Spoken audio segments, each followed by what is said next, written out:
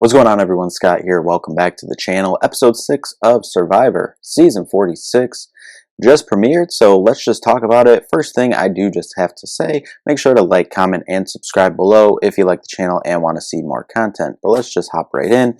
So there's 3 people left on the Purple Tribe, Tiff, Kenzie, and Q. After last episode, definitely one of the smallest tribes ever. I believe the smallest tribe was Malcolm and Denise back, 15 seasons ago, maybe? Something like that. Going into day 10 without fire currently, definitely the struggles in the game start getting to these 3. As Q said, just needs to make it to the next phase, which I mean has to be coming soon, right? Ben's struggling over at the Green Tribe. Looks like it was a rainy night. Mariah says Ben's doing good at showing an extra effort just to hang around Charlie, and seems like not really getting too friendly with everyone else. In terms of long walks, long talks, like whatever, we usually come up with strategy in the game. Obviously, they formed the Charlie's Angels Alliance early on. That includes Charlie and then all the ladies on the tribe. But the ladies are assuming that Ben and Tim have the idol, but really Jem has the Beware advantage and is just waiting for them to lose a challenge to be able to get the key to open the box to get the immunity idol and get her vote back.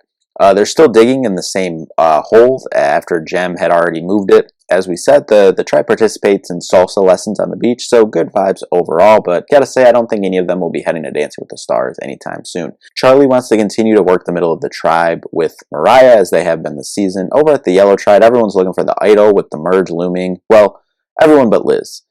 Venus goes up to Hunter and says she'll follow him since he knows the island better than anyone else, but obviously we know that Venus knows Raiden found the Beware advantage, but obviously he was medevaced a couple episodes ago.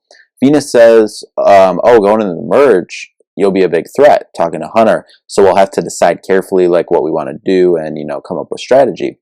He said, oh, so you don't think I'm one? You don't want me out? And Venus says, no, I do think you're a threat, but I see you as a meat shield, basically. So Venus finally leaves and Hunter finds it after a couple minutes of, odd chatter there. So now Hunter has the Beware advantage as well. So now obviously they have to lose a challenge in order for him to get his vote back and get the idol. But they haven't lost it all this season. So we'll be curious to see when that happens for Hunter. Q acting like he's ready to go home over at the Purple Tribe, but turns out he was just sort of acting that way in front of Kenzie, so she feels comfortable in case they go back to Tribal after the immunity challenge this week, and so she doesn't play her shot in the dark. Tim over at Green is talking to the Tiki immunity idol and reveals he hasn't pooped since they've been there, so that's interesting. Tim says he thinks he knows who moved the Beware advantage and comes up to Jen and says to her, want to talk about how you moved the Beware advantage? I feel like Jen plays it off pretty well for the most part and lies her way out of it, but still a little suspect in my opinion in terms of Tim's eyes. Tim and Ben thinking they're running the game according to Jem, but it really seems like at this point both the middle alliance of Charlie and Maria and then the alliance of the Charlie's Angels, should I say, really have more control, and that kind of seems like the way things are going right now. But for sure, Charlie and Maria are in the best position at this point in the game for this tribe.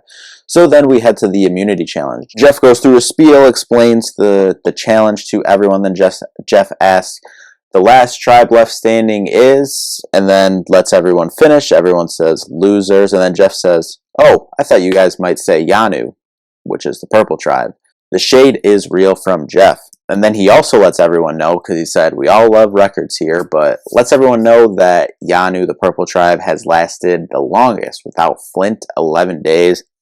And then also says that they would set another record, too, that if they lost today, it would be the most immunity losses in a season. Definitely not 2 records you want your name etched to in the Survivor record books.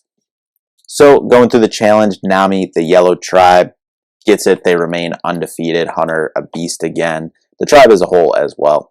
After back and forth where Purple they were looking good for a while, then Q fell behind on the little rope maneuver on the challenge to get the bags down.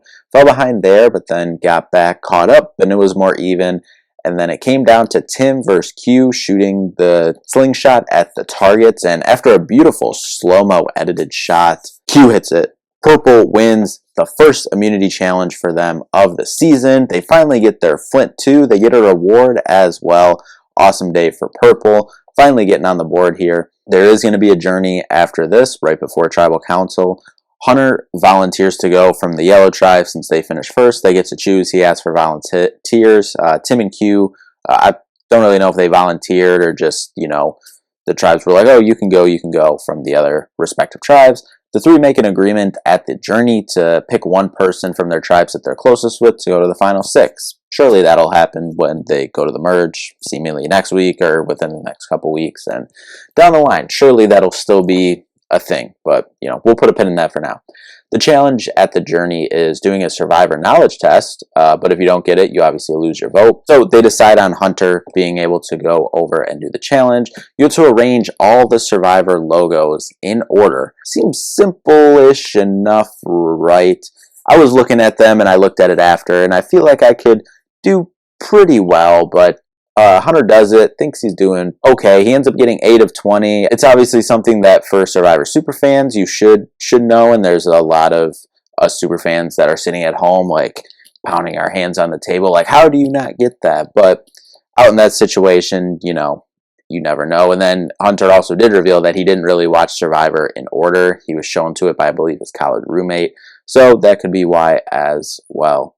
But I would love the chance at doing that as well. I think that would be fun. I think they should have a lot of these challenges that they do on, CBS.com, or if they make a Survivor.com or something. I think that'd be cool, especially some of these brain ones that it's easy to put online. Over at the Purple Tribe, they're finally enjoying a nice win and the reward, making fire, kind of just enjoying the afternoon, getting set up. Over at the Green Tribe, getting ready for Tribal Council.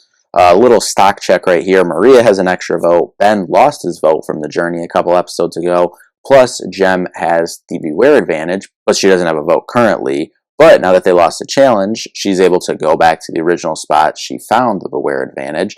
Dig to get the key. She goes back, digs, finds the key, or she finds the clue to the key to open up the box to get her immunity idol and her vote back. So she has to use the machete to go measure a couple items around camp and then put them in an equation and then get that number, and then that'll help her get the key to open the box. She goes, does all the math, gets it. It's 28 machetes from the tree where she found it to the ocean to get the key. So she measures it out. She starts digging. At first, doesn't look like she's going to find it, but she does find it. She gets the idol. She gets the box, opens it up. She has her idol. She has her vote back. All is good for Jem. Things are looking up. Tim gets back from the journey, and he actually tells the tribe truthfully what happens, but obviously, as a tribe, you don't know all the context clues and information, so you don't know if he's telling the truth or if he's lying, but he actually is telling the truth. But Jem is skeptical if he's telling the truth or not. Jem tries to talk to Ben and asks who him and Tim want to try to get out to try to get information, but Ben kind of susses it out. She does the same thing with Tim, kind of corners him, tries to get some information out of them, see who they want to vote for, but it doesn't seem like they really give up much. Both of them do want to vote for Jem because they think she's made everyone feel on edge, and, possibly, like, kind of reading the room, seems like they think she might be playing a little bit too hard and, over the top from what I'm gathering from what they're saying. Mariah thinks Jem will be more loyal in the long run, though, in hers and Charlie's conversation, because tonight, as they say, they're putting the line in the sand to see where alliances are, and it seems like that, as we suspected, Charlie and Maria are going to be the real deciders here. So we get to Tribal Council, and as Jeff says, from hearing the stories about how everyone's dancing together, vibing really well together, and they call themselves the Vibe Tribe, seems like a major blindside tonight, which, seems pretty accurate. As Mariah says before the vote, we had to separate the emotions from the game. So you kind of raise a light bulb, goes off when she says that. Mariah gets up to the voting booth and says, I'm so scared and so nerding out at the same time. Honestly, I think that would be the same for me. I would be so cool looking at everything. But anyway, back to the votes. It's between Jem and Ben. And holy cow, they actually voted Jem out. So Jem had a wild up and down episode. She started the episode maybe a little bit down. Tim kind of questioned her like, oh, where'd you hide the Beware advantage, all this? And then, the up of, yeah, they lost the challenge, had to go to the Tribal Council, but she finds the immunity idol, gets her vote back, so things are looking up, but then getting voted out, just back down. Rough episode, but I did really like Jem on this episode. I thought she played a good game. Maybe the cornering of Ben and Tim was maybe kind of like the last, a little too much for them, and that's, I think, what ended up doing her in the end. With the idol in her pocket, too, that just always stings even more. But next week it looks like it's merge time. Oh, and it looks like Mariah did use her extra vote when we got the voting confessionals after. So I'm curious about that going forward and why she ended up using it. I know Ben was without his vote, so I'm guessing that is more than likely the strategy there and the reason to make sure they got who they wanted out in this episode. But anyway, thank you all so much for watching. We'll see you in the next one. Peace out.